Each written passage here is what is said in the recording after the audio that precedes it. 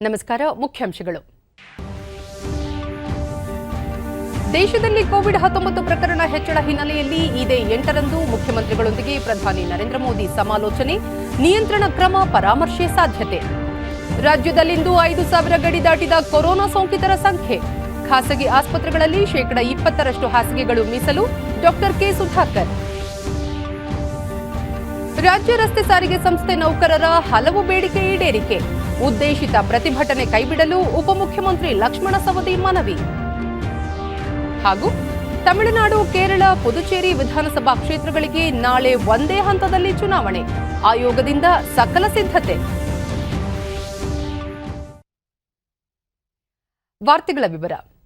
ದೇಶದಲ್ಲಿ ಕೋವಿಡ್-19 ಎರಡನೇ ಅಲೆ ಸೋಂಕು ದಿನೇ ದಿನೇ ಹೆಚ್ಚಳವಾಗುತ್ತಿರುವ ಹಿನ್ನೆಲೆಯಲ್ಲಿ ಪ್ರಧಾನಿ ನರೇಂದ್ರ ಮೋದಿ ಇದೇ 8ರಂದು ಎಲ್ಲ ರಾಜ್ಯ ಹಾಗೂ ಕೇಂದ್ರಾಡಳಿತ ಪ್ರದೇಶದ ಮುಖ್ಯಮಂತ್ರಿಗಳೊಂದಿಗೆ ಮಹತ್ವದ ಸಮಾಲೋಚನೆ ನಡೆಸಲಿದ್ದಾರೆ. ಸೋಂಕು ಅಧಿಕವಾಗಿರುವ ರಾಜ್ಯಗಳಲ್ಲಿನ ವಸ್ತುಸ್ಥಿತಿ, ರಾಜ್ಯ ಸರ್ಕಾರಗಳು ಕೈಗೊಂಡಿರುವ ಮುಂಜಾಗ್ರತಾ ಕ್ರಮಗಳ ಕುರಿತು ವಿಡಿಯೋ ಕಾನ್ಫರೆನ್ಸ್ನಲ್ಲಿ ಚರ್ಚಿಸುವ ನಿರೀಕ್ಷೆಯಿದೆ. 8ರಂದು ಸಂಜೆ 6:30ಕ್ಕೆ ವಿಡಿಯೋ ಕಾನ್ಫರೆನ್ಸ್ ಮೂಲಕ ನಡೆಯುವ ಸಂವಾದದಲ್ಲಿ ಕೇಂದ್ರ ಸಚಿವರುಗಳು, ಹಿರಿಯ ಅಧಿಕಾರಿಗಳು ಸಹ ಭಾಗವಹಿಸುವ ಸಾಧ್ಯತೆ ಇದೆ. ನಿನ್ನೆಯಷ್ಟೇ ಪ್ರಧಾನಿ ಕೋವಿಡ್ ಸೋಂಕು ನಿಯಂತ್ರಣ ಮತ್ತು ಲಸಿಕಾ ಕಾರ್ಯಕ್ರಮದ ಬಗ್ಗೆ ಉನ್ನತಾಧಿಕಾರಿಗಳಿಂದ ಮಾಹಿತಿ ಪಡೆದಿದ್ದರು.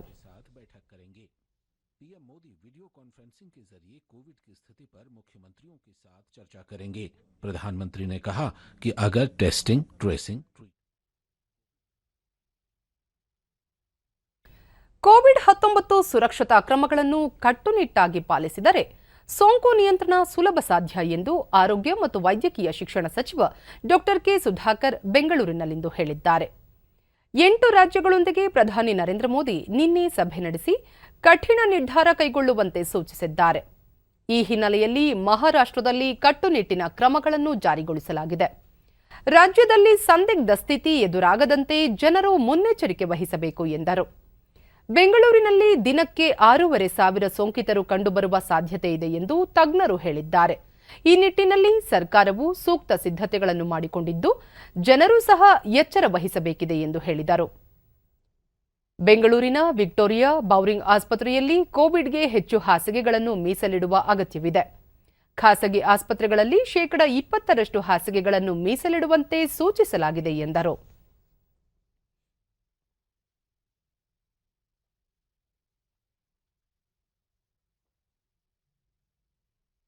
ರಾಜ್ಯದಲ್ಲಿ ಇಂದು 5,279 ಕೋವಿಡ್ ಪ್ರಕರಣಗಳು ದೃಢಪಟ್ಟಿದ್ದು, ಇದರೊಂದಿಗೆ ಒಟ್ಟು ಸೋಂಕು ಪ್ರಕರಣಗಳ ಸಂಖ್ಯೆ 10,20,434ಕ್ಕೆ ಏರಿಕೆಯಾಗಿದೆ.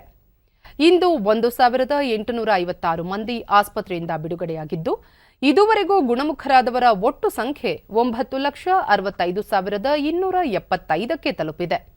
ಇಂದು 32 ಮಂದಿ ಸಾವನ್ನಪ್ಪಿದ್ದು, ಮೃತಪಟ್ಟವರ ಸಂಖ್ಯೆ 12,657ಕ್ಕೆ ಏರಿಕೆಯಾಗಿದೆ.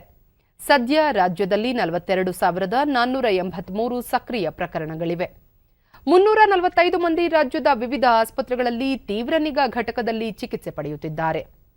ಇಂದು 97,829 ಮಾದರಿಗಳ ಪರೀಕ್ಷೆ ನಡೆಸಿದ್ದು, ಇದುವರೆಗೂ 2,19,87,431 ಮಂದಿಗೆ ಕೊರೋನಾ ಪರೀಕ್ಷೆ ನಡೆಸಲಾಗಿದೆ ಎಂದು ಆರೋಗ್ಯ ಮತ್ತು ಕುಟುಂಬ ಕಲ್ಯಾಣ ಇಲಾಖೆ ತಿಳಿಸಿದೆ. ಬೆಂಗಳೂರಿನಲ್ಲಿ ಇಂದು 3,728 ಮಂದಿಗೆ ಸೋಂಕು ತಗುಲಿದ್ದು, ಒಟ್ಟು ಸೋಂಕು ಪ್ರಕರಣಗಳ ಸಂಖ್ಯೆ 4,50,759ಕ್ಕೆ ಏರಿಕೆಯಾಗಿದೆ. ಇಂದು 1,026 ಮಂದಿ ಆಸ್ಪತ್ರೆಯಿಂದ ಬಿಡುಗಡೆಯಾಗಿದ್ದು, ಇದುವರೆಗೂ ಗುಣಮುಖರಾದವರ ಸಂಖ್ಯೆ 4,15,309ಕ್ಕೆ ಏರಿಕೆಯಾಗಿದೆ. ಸದ್ಯ 30,782 ಸಕ್ರಿಯ ಪ್ರಕರಣಗಳಿವೆ.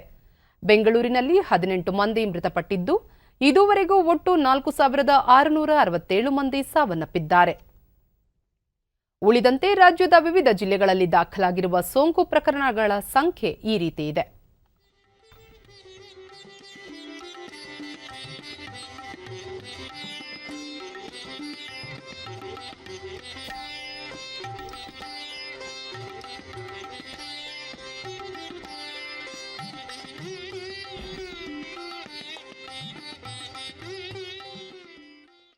ರಾಜ್ಯದಲ್ಲಿ 1ರಿಂದ 9ನೇ ತರಗತಿಯ ವಿದ್ಯಾರ್ಥಿಗಳ ಭವಿಷ್ಯದ ಕುರಿತು ಶಿಕ್ಷಣ ಇಲಾಖೆ ಅಧಿಕಾರಿಗಳು, ಶಿಕ್ಷಣ ತಜ್ಞರು, ಪೋಷಕರು, ಖಾಸಗಿ ಶಿಕ್ಷಣ ಸಂಸ್ಥೆ ಸಂಘಟನೆಗಳು ಹಾಗೂ ಅನುದಾನ ರಹಿತ ಸಂಘಟನೆಗಳೊಂದಿಗೆ ಪ್ರಾಥಮಿಕ ಮತ್ತು ಪ್ರೌಢ ಶಿಕ್ಷಣ ಸಚಿವ ಎಸ್ ಸುರೇಶ್ ಕುಮಾರ್ ಬೆಂಗಳೂರಿನಲ್ಲಿಂದು ಸಮಾಲೋಚನೆ ನಡೆಸಿದರು. ಬಳಿಕ ಅವರು ರಾಜ್ಯದಲ್ಲಿ ಕೋವಿಡ್ ಸೋಂಕು ಹೆಚ್ಚುತ್ತಿರುವ ಹಿನ್ನೆಲೆಯಲ್ಲಿ 6ರಿಂದ 9ನೇ ತರಗತಿಗಳನ್ನು ಏಪ್ರಿಲ್ 20ರವರೆಗೆ ಸ್ಥಗಿತಗೊಳಿಸಲಾಗಿದೆ. 1ರಿಂದ 9ನೇ ತರಗತಿಯ ವಿದ್ಯಾರ್ಥಿಗಳಿಗೆ ಪರೀಕ್ಷೆ ನಡೆಸಬೇಕೋ ಬೇಡವೋ ಎನ್ನುವ ಕುರಿತು ಸಂಬಂಧಪಟ್ಟವರೊಂದಿಗೆ ಸಭೆ ನಡೆಸಿ ಮಾಹಿತಿ ಕಲೆ ಹಾಕಲಾಗಿದೆ.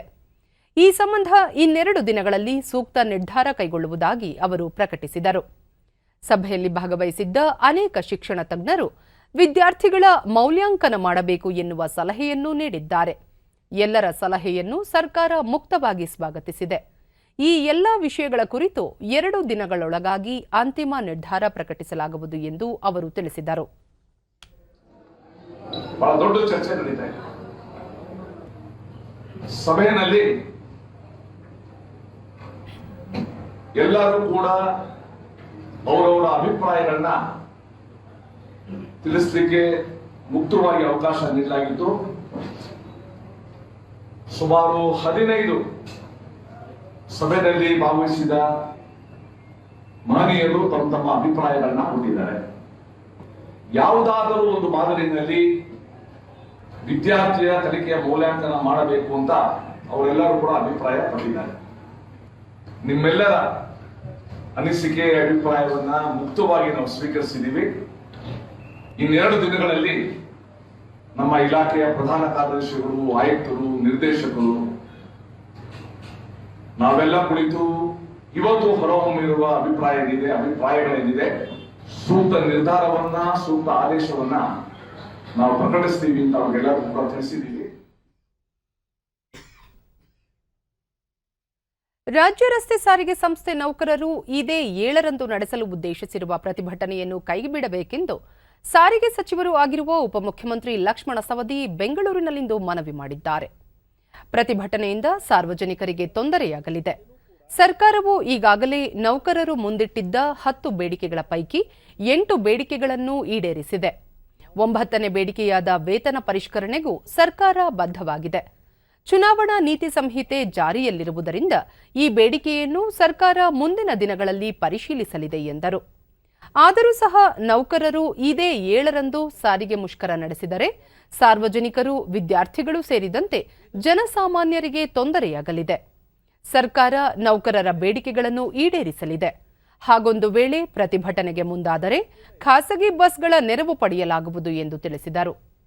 ಕೊರೋನಾ ಸೋಂಕಿನಿಂದಾಗಿ ರಾಜ್ಯದಲ್ಲಿ ಸಾರಿಗೆ ಸಂಸ್ಥೆಗಳು ನಷ್ಟದಲ್ಲಿವೆ. ಸದ್ಯ 65% ಪ್ರಯಾಣಿಕರು ಮಾತ್ರ 4 ನಿಗಮಗಳಲ್ಲಿ ಸಂಚರಿಸುತ್ತಿದ್ದಾರೆ. ಸಿಬ್ಬಂದಿ ವೇತನ ಮತ್ತು ಇಂಧನ ಹೆಚ್ಚಿನ ಹಣ ವೆಚ್ಚವಾಗುತ್ತಿದೆ. ಇಂತಹ ಸಮಯದಲ್ಲಿ ನೌಕರರ ಬೇಡಿಕೆಯನ್ನು ಈಡೇರಿಸಲು ಸರ್ಕಾರ ಸಮ್ಮತಿಸಿದ್ದರೂ ಪ್ರತಿಭಟನೆ ನಡೆಸುವುದು ಸರಿಯಲ್ಲ ಎಂದರು. ಇದನ್ನು ನಾವು ಕೇಂದ್ರ ಚುನಾವಣಾ ಆಯೋಗಕ್ಕೆ ಈಗಾಗಲೇ ಪ್ರಸ್ತಾವನೆಯನ್ನು ಕಳಿಸಿಕೊಟ್ಟಿದ್ವಿ. ಕೇಂದ್ರ ಚುನಾವಣೆ ಆಯೋಗದವರು ನಮಗೇನಾದರೂ ಮುಕ್ತ ಅವಕಾಶ ಮಾಡಿಕೊಟ್ರೆ, ಇವತ್ತೇ ಬರಲಿ ಅಥವಾ ನಾಳೆ ಬರಲಿ, ಬಂದರೆ ನಾವು ಪೂರಕವಾಗಿರ್ತಕ್ಕಂಥ ಈಗಾಗಲೇ ನಾವು ಹಣಕಾಸಿನ ಇಲಾಖೆಯ ಅಧಿಕಾರಿಗಳ ಜೊತೆಗೆ ಮುಖ್ಯಮಂತ್ರಿಗಳ ಅಧ್ಯಕ್ಷತೆಯಲ್ಲಿ ಸಭೆಯನ್ನು ಕೂಡ ನಾವು ಮಾಡಿದ್ವಿ. ಬಿಜೆಪಿಯಲ್ಲಿ ಯಾವುದೇ ಕಾರಣಕ್ಕೂ ವಂಶ ಪಾರಂಪರ್ಯ ರಾಜಕಾರಣಕ್ಕೆ ಅವಕಾಶವಿಲ್ಲ ಎಂದು ಪಕ್ಷದ ರಾಷ್ಟ್ರೀಯ ಪ್ರಧಾನ ಕಾರ್ಯದರ್ಶಿ ಸಿಟಿ ರವಿ ಬೆಂಗಳೂರಿನಲ್ಲಿಂದು ಹೇಳಿದ್ದಾರೆ. ಪಕ್ಷದಲ್ಲಿ ವಂಶ ಪಾರಂಪರ್ಯದ ಡಿಎನ್ಎ ಇಲ್ಲ, ಬದಲಾಗಿ ಪ್ರಜಾಸತ್ತಾತ್ಮಕ ಅಂಶಗಳಿವೆ. ಹೀಗಾಗಿ ನಮ್ಮದು ಎನ್ಡಿಎ ಎಂದು ಹೇಳಿದರು. ಇಲಾಖೆಯಲ್ಲಿನ ಅನುದಾನದಲ್ಲಿ ಹಸ್ತಕ್ಷೇಪ ಕುರಿತು ಗ್ರಾಮೀಣಾಭಿವೃದ್ಧಿ ಮತ್ತು ಪಂಚಾಯತ್ ರಾಜ್ ಸಚಿವ ಕೆಎಸ್ ಈಶ್ವರಪ್ಪ ಅವರು ರಾಜ್ಯಪಾಲರು ಮತ್ತು ಪಕ್ಷದ ವರಿಷ್ಠರಿಗೆ ಬರೆದ ಪತ್ರ ಕುರಿತು ಪಕ್ಷದ ವೇದಿಕೆಯಲ್ಲಿ ಚರ್ಚೆ ಮಾಡುತ್ತೇವೆ. ಇದುವರೆಗೂ ತಮಗೆ ಈಶ್ವರಪ್ಪ ಅವರಿಂದ ಯಾವುದೇ ಪತ್ರ ಬಂದಿಲ್ಲ ಎಂದು ಹೇಳಿದರು. ತಮಿಳುನಾಡು ವಿಧಾನಸಭಾ ಚುನಾವಣೆಯಲ್ಲಿ ಬಿಜೆಪಿ, ಎಐಎಡಿಎಂಕೆ ನೇತೃತ್ವದ ಮೈತ್ರಿಕೂಟ ಈ ಬಾರಿ ಅಧಿಕಾರಕ್ಕೆ ಬರಲಿದೆ ಎಂದು ವಿಶ್ವಾಸ ವ್ಯಕ್ತಪಡಿಸಿದರು. ಬಿಜೆಪಿ ಕೇವಲ 20 ಸ್ಥಾನಗಳಲ್ಲಿ ಸ್ಪರ್ಧೆ ಮಾಡಿದ್ದರೂ ಕೂಡ ಚುನಾವಣೆಯನ್ನು ಗಂಭೀರವಾಗಿ ಪರಿಗಣಿಸಿದೆ. ರಾಜ್ಯ ಮತ್ತು ರಾಷ್ಟ್ರದ ಅನೇಕ ನಾಯಕರು ಪಕ್ಷದ ಅಭ್ಯರ್ಥಿಗಳ ಪರ ಪ್ರಚಾರ ನಡೆಸಿದ್ದಾರೆ ಎಂದು ಮಾಹಿತಿ ನೀಡಿದ್ದಾರೆ. ನೆಲದಲ್ಲಿ ಬಿಜೆಪಿಗೆ ಅವಕಾಶ ಇಲ್ಲ ಅಂತ ಏನು ಹೇಳ್ತಾರೆ, ಆ ಮಿತ್ತು ಸುಳ್ಳಾಗುತ್ತೆ. ಅಲ್ಲಿ ಕಮಲ ಅರಳುತ್ತೆ, ತಮಿಳಿನಲ್ಲಿ ತಾಮರೈ ಮಲರಂದೇ ತೀರು ಅಂತ ಹೇಳೋರು. ನಾವು ತಾಮರೈ ಅಂದರೆ ಮಲರಂದೇ ತೀರು ಅಂತ ಅರಳುತ್ತೆ. ತಮಿಳುನಾಡಿನಲ್ಲಿ ಕಮಲ ಅರಳೋದು ನಿಶ್ಚಿತ ಅನ್ನುವಂಥ ವಾತಾವರಣ ಇದೆ. ADMK ನೇತೃತ್ವದ NDA ಸರ್ಕಾರ ಮತ್ತೆ ಅಧಿಕಾರಕ್ಕೆ ಬರುತ್ತೆ. Ground reality in favour of NDA, ಅದು ನಮಗೆ ಅನುಭವಕ್ಕೆ ಬರ್ತಾ ಇದೆ. ಮಾಜಿ ಉಪಪ್ರಧಾನಿ ಡಾಕ್ಟರ್ ಬಾಬು ಜಗಜೀವನ್ ರಾಮ್ ಅವರ 114ನೇ ಜಯಂತಿ ಅಂಗವಾಗಿ ವಿಧಾನಸೌಧದ ಬಳಿ ಅವರ ಪ್ರತಿಮೆಗೆ ಮುಖ್ಯಮಂತ್ರಿ BS ಯಡಿಯೂರಪ್ಪ ಮಾಲಾರ್ಪಣೆ ಮಾಡಿ ಪುಷ್ಪನಮನ ಸಲ್ಲಿಸಿದರು. ಸಮಾಜ ಕಲ್ಯಾಣ ಇಲಾಖೆ ಸಚಿವ ಶ್ರೀರಾಮುಲು ಮತ್ತಿತರರು ಈ ಸಂದರ್ಭದಲ್ಲಿ ಉಪಸ್ಥಿತರಿದ್ದರು.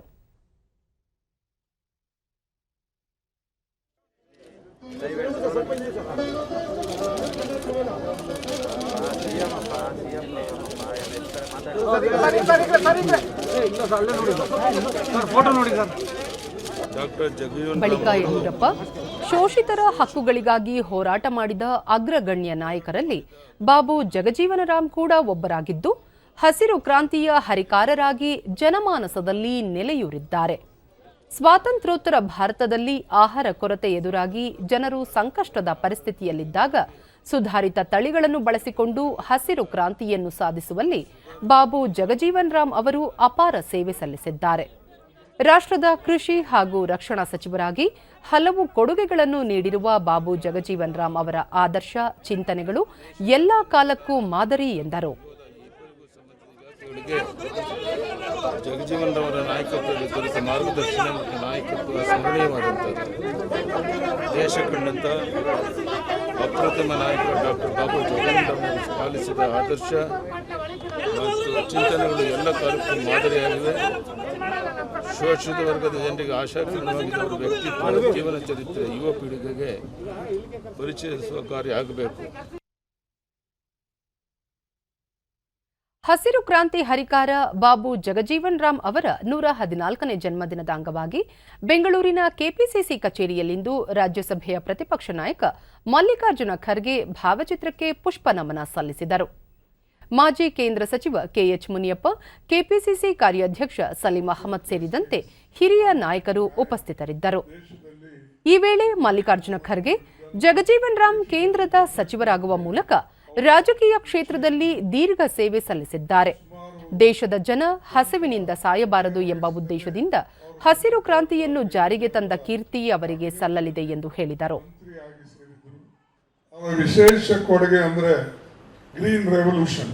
ದೇಶದಲ್ಲಿ ಜನ ಅನ್ನಕ್ಕಾಗಿ ಮರಗುವಾಗ ಒಂದು ಹಸಿರು ಕ್ರಾಂತಿಯನ್ನ ಮಾಡಿ ನಮ್ಮ ದೇಶದಲ್ಲಿ ಇವತ್ತು ಇಷ್ಟೊಂದು ಸಂಪನ್ನಭರಿತ ಅನ್ನಧಾನ್ಯದ ಸರ್ಪ್ಲಸ್ ಇದೆ. ಅದು ಕೀರ್ತಿಯನ್ನ ಅವರಿಗೆ ಸಲ್ತದೆ. ಸಲೀಂ ಅಹಮದ್ ಮಾತನಾಡಿ, ಬಾಬು ಜಗಜೀವನ್ ರಾಮ್ ಅವರ ಸುದೀರ್ಘ ರಾಜಕೀಯ ಸೇವೆಯಲ್ಲಿ ಹಲವು ಮಹತ್ವದ ಹುದ್ದೆಗಳಲ್ಲಿ ಕಾರ್ಯನಿರ್ವಹಿಸಿ ಜನಪರ ಆಡಳಿತ ನೀಡಿದ್ದರು ಎಂದು ಸ್ಮರಿಸಿದರು. ಅದೇ ರೀತಿಯಲ್ಲಿ ಮಾರ್ಗದರ್ಶನ ಅವರ ಮಾರ್ಗದರ್ಶನಾಗಿ ನಾವೆಲ್ಲ ಸೇರಿ ಅವರ ಆದರ್ಶಗಳ ಇಟ್ಟು ಮುಂದೆ ಹೋದ ಬಹುಶಃ ಪಕ್ಷಕ್ಕೆ ಒಳ್ಳೆಯದಾಗುತ್ತೆ, ಸಮಾಜಕ್ಕೆ ಒಳ್ಳೆಯದಾಗುತ್ತೆ. ಭಾರತೀಯ ಕೃಷಿ ಸಂಶೋಧನಾ ಸಂಸ್ಥೆಯಲ್ಲಿನ ವಿಜ್ಞಾನಿಗಳೇ ರೂಪಿಸಿಕೊಂಡಿರುವ ಪೂಸಾ ಸಮಾಚಾರ ವೇದಿಕೆಯಲ್ಲಿ ರೈತರಿಗೆ ಕೃಷಿ ಸಂಬಂಧಿಸಿದ ಚಟುವಟಿಕೆಗಳ ಬಗ್ಗೆ ಅರ್ಥಪೂರ್ಣ ಮಾಹಿತಿ ನೀಡುವ ವಿನೂತನ ಪ್ರಯತ್ನವನ್ನು ಆರಂಭಿಸಿದ್ದಾರೆ. ಭಾರತೀಯ ಕೃಷಿ ಅನುಸಂಧಾನ ಪರಿಷತ್ ICARನ ಅಂಗಸಂಸ್ಥೆಯಾಗಿರುವ ಭಾರತೀಯ ಕೃಷಿ ಸಂಶೋಧನಾ ಸಂಸ್ಥೆಯ ವಿಜ್ಞಾನಿಗಳು ಬಿತ್ತನೆಯಿಂದ ಕೊಯ್ಲಿನವರೆಗೆ ಸಲಹೆ ಸೂಚನೆಗಳನ್ನು ಸಣ್ಣ ಅತಿಸಣ್ಣ ರೈತರಿಗೆ ಅನುಕೂಲ ಮಾಡಿಕೊಡಲು ವಿವಿಧ ಭಾಷೆಗಳ ಜೊತೆಗೆ ಕನ್ನಡದಲ್ಲಿಯೂ ಮಾಹಿತಿ ನೀಡುತ್ತಿದ್ದಾರೆ. ಕೀಟಶಾಸ್ತ್ರ ವಿಭಾಗದ ವಿಜ್ಞಾನಿ ಡಿ ಸಾಗರ್, ಜೀವರಸಾಯನಶಾಸ್ತ್ರದ ವಿಜ್ಞಾನಿ ವಿನುತಾ ಟಿ ಗೌಡ ಸೇರಿದಂತೆ ಹಲವು ಯುವ ವಿಜ್ಞಾನಿಗಳು ರೈತರಿಗೆ ಉಪಯುಕ್ತವಾದ ಮಾಹಿತಿಯನ್ನು ಹಂಚಿಕೊಳ್ಳುತ್ತಿದ್ದಾರೆ. ಮೊದಲನೇದಾಗಿ ಈ ಹೆಸರು ಬೆಳೆಯಲ್ಲಿ ಸಾಮಾನ್ಯವಾಗಿ ಕಾಂಡನೊಣ, ಬಿಳಿ ನೊಣ, ಸಸ್ಯ ಹೇನು ಮತ್ತು ಚುಕ್ಕೆಕಾಯಿ ಕೊರಕ ಬೆಳೆಯ ವಿವಿಧ ಹಂತಗಳಲ್ಲಿ ಹಾನಿಯುಂಟು ಮಾಡುತ್ತವೆ. ರೈತ ಮಿತ್ರರೇ ಹಾಗೂ ವೀಕ್ಷಕರೇ, ಈ ಒಂದು ಸಂಚಿಕೆ ನಿಮಗೆ ಉಪಯೋಗವಾಗಿದೆ ಎಂದು ಭಾವಿಸುತ್ತೇವೆ. ತಮಿಳುನಾಡು, ಕೇರಳ ಮತ್ತು ಕೇಂದ್ರಾಡಳಿತ ಪ್ರದೇಶ ಪುದುಚೇರಿ ವಿಧಾನಸಭೆಗೆ ನಾಳೆ ಒಂದೇ ಹಂತದಲ್ಲಿ ಚುನಾವಣೆ ನಡೆಯಲಿದ್ದು, ಮುಕ್ತ ಮತ್ತು ಶಾಂತಿಯುತ ಮತದಾನ ನಡೆಸಲು ಚುನಾವಣಾ ಆಯೋಗ ಎಲ್ಲ ಸಿದ್ಧತೆ ಮಾಡಿಕೊಂಡಿದೆ. ತಮಿಳುನಾಡಿನ 234, ಕೇರಳದ 140 ಹಾಗೂ ಪುದುಚೇರಿಯ 30 ವಿಧಾನಸಭಾ ಕ್ಷೇತ್ರಗಳಿಗೆ ನಾಳೆ ಮತದಾನ ನಡೆಯಲಿದ್ದು ಪೊಲೀಸ್ ಬಿಗಿ ಬಂದೋಬಸ್ತ್ ಮಾಡಲಾಗಿದೆ. ಅಸ್ಸಾಂನ 3ನೇ ಹಾಗೂ ಕಡೆಯ ಹಂತ ಮತ್ತು ಪಶ್ಚಿಮ ಬಂಗಾಳದಲ್ಲಿ 3ನೇ ಹಂತದ ಮತದಾನ ನಾಳೆ ನಡೆಯಲಿದೆ.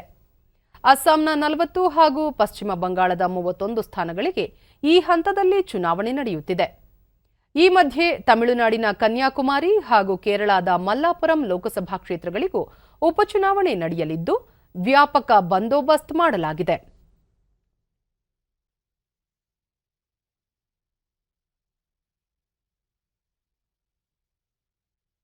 ದೇಶದಲ್ಲಿ ಕೋವಿಡ್-19 ಎರಡನೇ ಅಲೆ ಹೆಚ್ಚಾಗಿರುವ ಹಿನ್ನೆಲೆಯಲ್ಲಿ ಕೇಂದ್ರ ಆರೋಗ್ಯ ಮತ್ತು ಕುಟುಂಬ ಕಲ್ಯಾಣ ಸಚಿವ ಡಾಕ್ಟರ್ ಹರ್ಷವರ್ಧನ್ ನಾಳೆ ರಾಜ್ಯಗಳೊಂದಿಗೆ ಮಾತುಕತೆ ನಡೆಸಲಿದ್ದಾರೆ.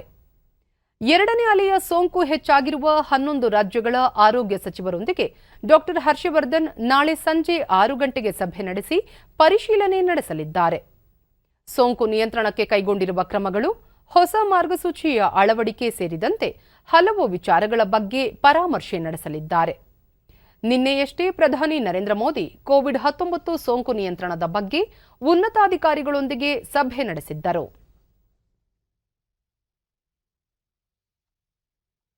ದೇಶದಲ್ಲಿ ನಡೆಯುತ್ತಿರುವ ಕೋವಿಡ್-19 ಲಸಿಕಾ ಅಭಿಯಾನದಲ್ಲಿ ಈವರೆಗೆ 8 ಕೋಟಿಗೂ ಅಧಿಕ ಡೋಸ್ ಲಸಿಕೆಗಳನ್ನು ವಿತರಿಸಲಾಗಿದೆ. ರಾಷ್ಟ್ರವ್ಯಾಪಿ ನಡೆಯುತ್ತಿರುವ ಲಸಿಕೀಕರಣ ಅಭಿಯಾನದ ಕಳೆದ 24 ಗಂಟೆಗಳಲ್ಲಿ ಸುಮಾರು 16,38,000 ಡೋಸ್ ಲಸಿಕೆಯನ್ನು ಹಾಕಲಾಗಿದೆ. ದೇಶದಲ್ಲಿ ಕಳೆದ ಜನವರಿ 16ರಂದು ಆರೋಗ್ಯ ಕಾರ್ಯಕರ್ತರಿಗೆ ಲಸಿಕೆ ನೀಡುವ ಅಭಿಯಾನ ಆರಂಭವಾಯಿತು.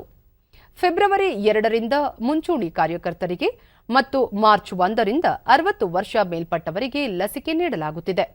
ಇದೀಗ ಏಪ್ರಿಲ್ 1ರಿಂದ 45 ವರ್ಷ ಮೇಲ್ಪಟ್ಟ ಎಲ್ಲರಿಗೂ ಕೋವಿಡ್ ಲಸಿಕೆ ನೀಡಲಾಗುತ್ತಿದೆ.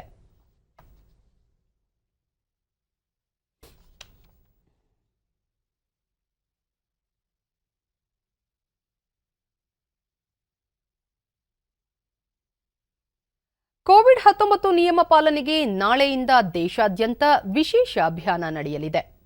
ಏಪ್ರಿಲ್ 14ರವರೆಗೆ 8 ದಿನಗಳ ಕಾಲ ನಡೆಯಲಿರುವ ಅಭಿಯಾನದಲ್ಲಿ 100% ಮಾಸ್ಕ್ ಬಳಕೆ, 2 ಗಜ ದೂರದ ವ್ಯಕ್ತಿಗತ ಅಂತರ, ಸ್ವಚ್ಛತೆ ಕಾಪಾಡುವುದು, ಸಾರ್ವಜನಿಕ ಸ್ಥಳಗಳಲ್ಲಿ ನೈರ್ಮಲ್ಯ ಮತ್ತು ಆರೋಗ್ಯ ಸೌಲಭ್ಯಗಳು ಎಲ್ಲರಿಗೂ ದೊರಕುವಂತಾಗಲು ಉತ್ತೇಜನ ನೀಡಲಾಗುವುದು. ಸುರಕ್ಷತಾ ಕ್ರಮಗಳನ್ನು ಅನುಸರಿಸುವ ಕುರಿತು ನಾಗರಿಕರಲ್ಲಿ ಅರಿವು ಮೂಡಿಸಲಾಗುವುದು. ಪ್ರಧಾನಿ ನರೇಂದ್ರ ಮೋದಿ ಅವರ ಅಧ್ಯಕ್ಷತೆಯಲ್ಲಿ ನಿನ್ನೆ ನಡೆದ ಉನ್ನತ ಮಟ್ಟದ ಸಭೆಯಲ್ಲಿ ವಿಶೇಷ ಅಭಿಯಾನ ಹಮ್ಮಿಕೊಳ್ಳಲು ನಿರ್ಧರಿಸಲಾಗಿತ್ತು.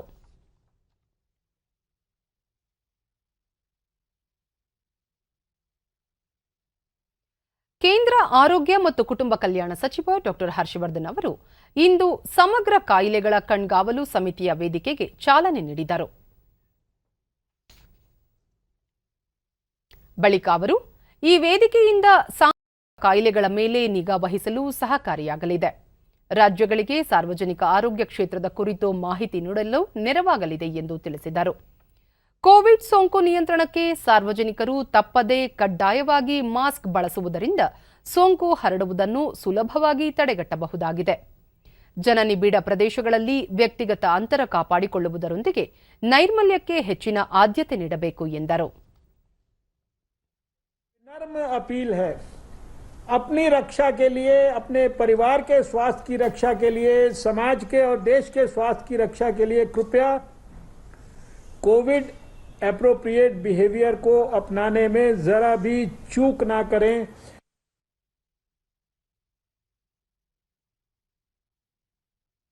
ಭಾರತೀಯ ಜನತಾ ಪಕ್ಷ ಬಿಜೆಪಿಯ ಸಂಸ್ಥಾಪನಾ ದಿನದ ಅಂಗವಾಗಿ ನಾಳೆ ಪ್ರಧಾನಿ ನರೇಂದ್ರ ಮೋದಿ ಪಕ್ಷದ ಕಾರ್ಯಕರ್ತರನ್ನು ಉದ್ದೇಶಿಸಿ ವಿಡಿಯೋ ಕಾನ್ಫರೆನ್ಸ್ ಮೂಲಕ ಮಾತನಾಡಲಿದ್ದಾರೆ. ಪಕ್ಷದ ರಾಷ್ಟ್ರಾಧ್ಯಕ್ಷ ಜೆಪಿ ನಡ್ಡಾ ಕೂಡ ಈ ಸಂದರ್ಭದಲ್ಲಿ ಭಾಷಣ ಮಾಡಲಿದ್ದಾರೆ. ನಾಳೆ ದೇಶಾದ್ಯಂತ ಎಲ್ಲಾ ಬೂತ್ ಮಟ್ಟಗಳಲ್ಲಿ ವಿವಿಧ ಕಾರ್ಯಕ್ರಮಗಳನ್ನು ಹಮ್ಮಿಕೊಳ್ಳಲಾಗಿದೆ. ಪಕ್ಷದ ಸಿದ್ಧಾಂತ ಹಾಗೂ ಕೇಂದ್ರ ಸರ್ಕಾರದ ವಿವಿಧ ಅಭಿವೃದ್ಧಿ ಯೋಜನೆಗಳ ಕುರಿತು ಚರ್ಚೆ ನಡೆಸಲಿದ್ದಾರೆ.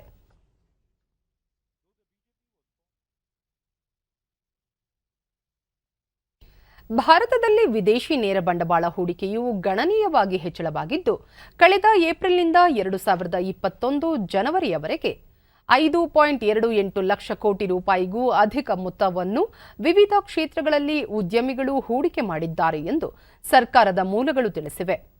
2019-20 ಸಾಲಿಗೆ ಹೋಲಿಕೆ ಮಾಡಿದರೆ ಶೇಕಡಾ 15ರಷ್ಟು ವಿದೇಶಿ ಬಂಡವಾಳ ಹೂಡಿಕೆ ಹೆಚ್ಚಳವಾಗಿದೆ.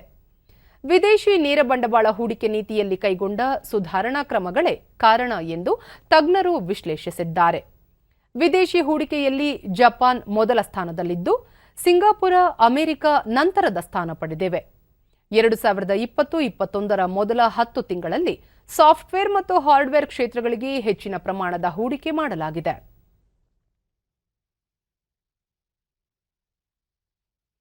ಗೃಹ ಸಚಿವ ಅಮಿತ್ ಶಾ ಇಂದು ಛತ್ತೀಸ್ಗಢದ ಜಗದಲ್ಪುರಕ್ಕೆ ಭೇಟಿ ನೀಡಿದ್ದು, ನಕ್ಸಲ್ ವಿರುದ್ಧದ ಕಾರ್ಯಾಚರಣೆಯಲ್ಲಿ ಹುತಾತ್ಮರಾದ ಯೋಧರಿಗೆ ಶ್ರದ್ಧಾಂಜಲಿ ಸಲ್ಲಿಸಿದರು.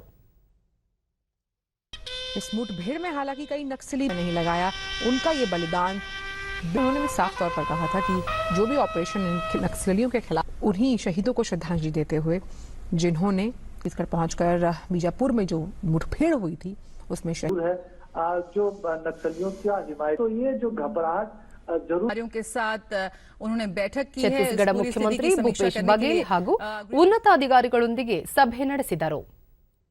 हुए थे और वहां वो पहुंचे, उन्होंने शहीद जवानों को श्रद्धांजलि दी.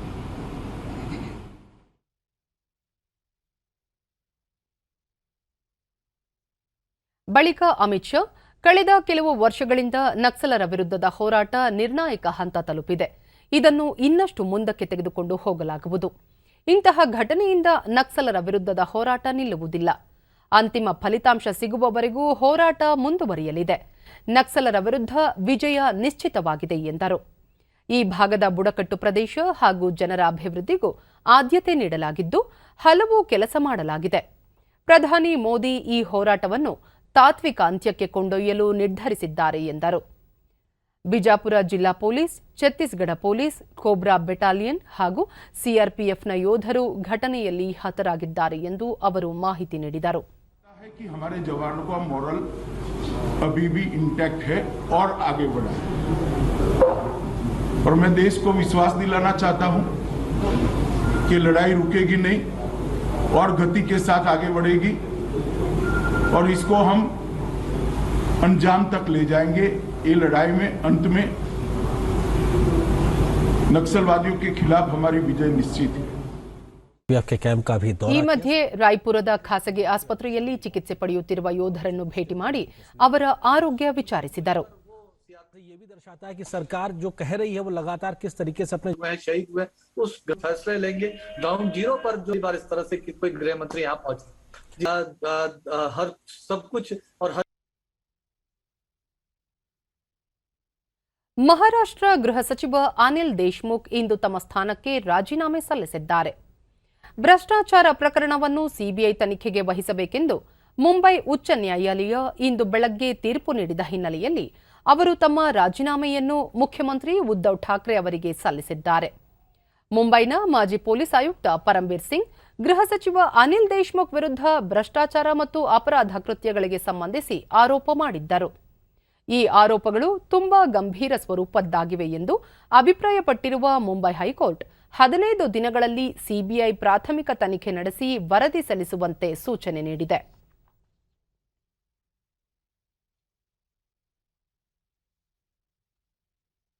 ಮಹಾರಾಷ್ಟ್ರದ ಗೃಹ ಸಚಿವ ಅನಿಲ್ ದೇಶ್ಮುಖ್ ವಿರುದ್ಧ ಸಿಬಿಐ ತನಿಖೆಗೆ ಆದೇಶಿಸಿ ಮುಂಬೈ ಹೈಕೋರ್ಟ್ ನೀಡಿರುವ ತೀರ್ಪನ್ನು ಭಾರತೀಯ ಜನತಾ ಪಕ್ಷ ಸ್ವಾಗತಿಸಿದೆ.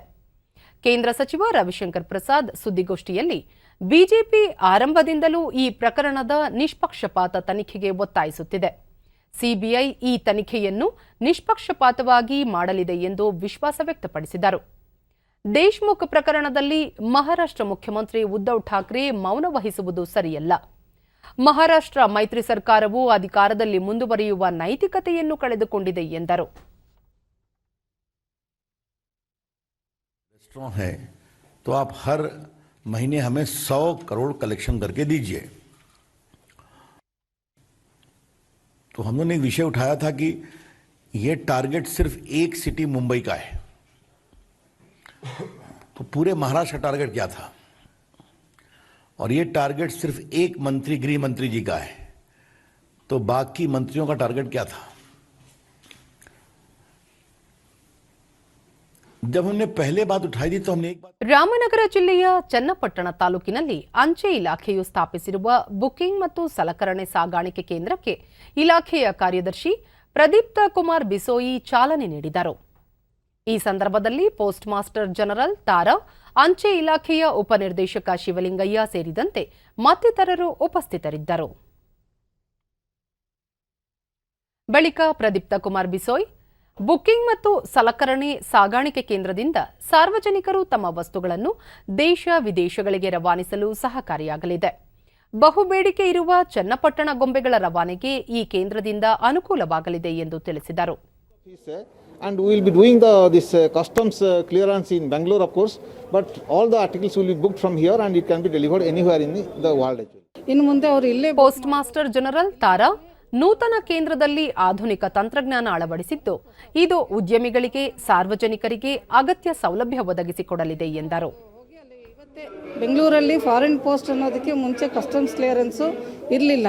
ಈಗ ಅದು ವ್ಯವಸ್ಥೆ ಆಗಿರೋದ್ರಿಂದ ಬೆಂಗಳೂರಲ್ಲಿ ಇಡೀ ಕರ್ನಾಟಕದಲ್ಲಿ ಯಾವುದೇ ಒಂದು ಪ್ರಾಡಕ್ಟ್ ಬುಕ್ ಆದರೆ ಅಂತಾರಾಷ್ಟ್ರೀಯ ದೇಶಗಳಿಗೆ ಅದು ಬೆಂಗಳೂರಲ್ಲೇ ಕ್ಲಿಯರೆನ್ಸ್ ಆಗಿ ಇನ್ನು ಕೆಲವು ದೇಶಗಳಿಗೆ ಡೈರೆಕ್ಟ್ ಫ್ಲೈಟ್ ಮೂಲಕ ಕೂಡ ಹೋಗುತ್ತೆ. ಕಬ್ಬಿಣದ ಅದಿರು ಉದ್ಯಮ ಕ್ಷೇತ್ರ ಇಂದು ಹಲವು ಸಮಸ್ಯೆಗಳನ್ನು ಎದುರಿಸುತ್ತಿದೆ ಎಂದು ಭಾರತೀಯ ಖನಿಜ ಕೈಗಾರಿಕೆಗಳ ಒಕ್ಕೂಟ ಎಫ್ಐಎಂಐ ಅಧ್ಯಕ್ಷ ಸಂತೇಶ್ ಗುರೆಡ್ಡಿ ಹೇಳಿದ್ದಾರೆ. ಬೆಂಗಳೂರಿನಲ್ಲಿಂದು ಆಯೋಜಿಸಿದ್ದ ಸುದ್ದಿಗೋಷ್ಠಿಯಲ್ಲಿ ಅವರು, ರಾಜ್ಯದಲ್ಲಿ ಕಬ್ಬಿಣದ ಅದಿರಿನ ರಫ್ತು ವಹಿವಾಟಿನ ಮೇಲೆ ಹಲವು ನಿರ್ಬಂಧಗಳನ್ನು ವಿಧಿಸಲಾಗಿದೆ. ಸರ್ಕಾರವು ರಫ್ತಿನ ನಿಯಮಗಳನ್ನು ಸಡಿಲಗೊಳಿಸಿ ಈ ಕ್ಷೇತ್ರದ ಅಭಿವೃದ್ಧಿಗೆ ಸಹಕರಿಸಬೇಕೆಂದು ಒತ್ತಾಯಿಸಿದರು.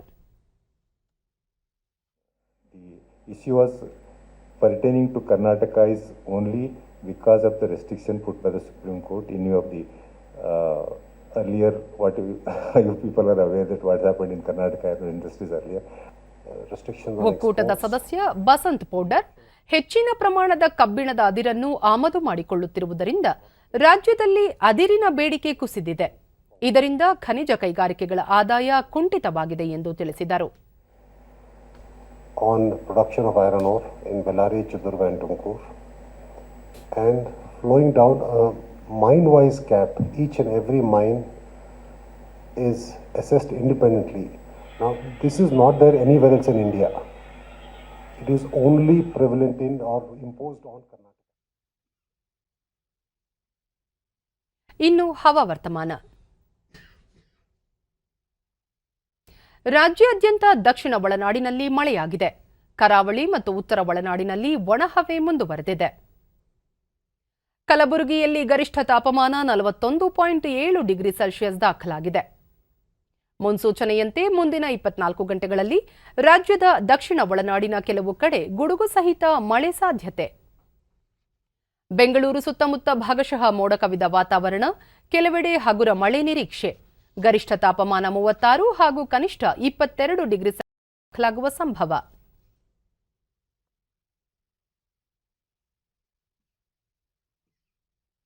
ಕೊನೆಯಲ್ಲಿ ಮತ್ತೊಮ್ಮೆ ಮುಖ್ಯಾಂಶಗಳು. ದೇಶದಲ್ಲಿ ಕೋವಿಡ್-19 ಪ್ರಕರಣ ಹೆಚ್ಚಳ ಹಿನ್ನೆಲೆಯಲ್ಲಿ ಇದೇ 8ರಂದು ಮುಖ್ಯಮಂತ್ರಿಗಳೊಂದಿಗೆ ಪ್ರಧಾನಿ ನರೇಂದ್ರ ಮೋದಿ ಸಮಾಲೋಚನೆ, ನಿಯಂತ್ರಣ ಕ್ರಮ ಪರಾಮರ್ಶೆ ಸಾಧ್ಯತೆ. ರಾಜ್ಯದಲ್ಲಿಂದು 5,000 ಗಡಿ ದಾಟಿದ ಕೊರೋನಾ ಸೋಂಕಿತರ ಸಂಖ್ಯೆ. ಖಾಸಗಿ ಆಸ್ಪತ್ರೆಗಳಲ್ಲಿ 20% ಹಾಸಿಗೆಗಳು ಮೀಸಲು, ಡಾಕ್ಟರ್ ಕೆ ಸುಧಾಕರ್. ರಾಜ್ಯ ರಸ್ತೆ ಸಾರಿಗೆ ಸಂಸ್ಥೆ ನೌಕರರ ಹಲವು ಬೇಡಿಕೆ ಈಡೇರಿಕೆ, ಉದ್ದೇಶಿತ ಪ್ರತಿಭಟನೆ ಕೈಬಿಡಲು ಉಪಮುಖ್ಯಮಂತ್ರಿ ಲಕ್ಷ್ಮಣ ಸವದಿ ಮನವಿ. ಹಾಗೂ ತಮಿಳುನಾಡು, ಕೇರಳ, ಪುದುಚೇರಿ ವಿಧಾನಸಭಾ ಕ್ಷೇತ್ರಗಳಿಗೆ ನಾಳೆ ಒಂದೇ ಹಂತದಲ್ಲಿ ಚುನಾವಣೆ, ಆಯೋಗದಿಂದ ಸಕಲ ಸಿದ್ಧತೆ.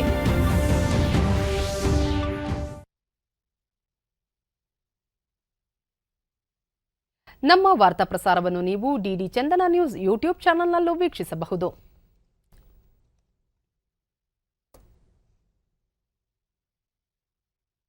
ವೀಕ್ಷಕರೇ, ಸರಿಯಾದ ಕ್ರಮದಲ್ಲಿ ತಪ್ಪದೇ ಮಾಸ್ಕ್ ಧರಿಸಿ. ವ್ಯಕ್ತಿಗತ ಅಂತರ ಕಾಪಾಡಿಕೊಳ್ಳುವುದರ ಜೊತೆಗೆ ನೀವು ಸುರಕ್ಷಿತವಾಗಿರಿ, ನಿಮ್ಮವರನ್ನು ಸುರಕ್ಷಿತವಾಗಿರಿಸಿ. ನೈರ್ಮಲ್ಯಕ್ಕೆ ಆದ್ಯತೆ ನೀಡುವುದರ ಜೊತೆಗೆ ಸೋಂಕು ತಡೆಗೆ ಕೋವಿಡ್-19 ಲಸಿಕೆ ಪಡೆಯಿರಿ. ಇಲ್ಲಿಗೆ ಇಂದಿನ ವಾರ್ತಾ ಪ್ರಸಾರ ಮುಕ್ತಾಯವಾಯಿತು. ಸತ್ಯ, ಸಮರ್ಥ, ಸಂಪೂರ್ಣ ಸುದ್ದಿಗಾಗಿ ವೀಕ್ಷಿಸಿ ಚಂದನ ವಾರ್ತೆ. ನಮ್ಮ ಮುಂದಿನ ವಾರ್ತಾ ಪ್ರಸಾರ ನಾಳೆ ಬೆಳಗ್ಗೆ 7:30ಕ್ಕೆ. ನಮಸ್ಕಾರ.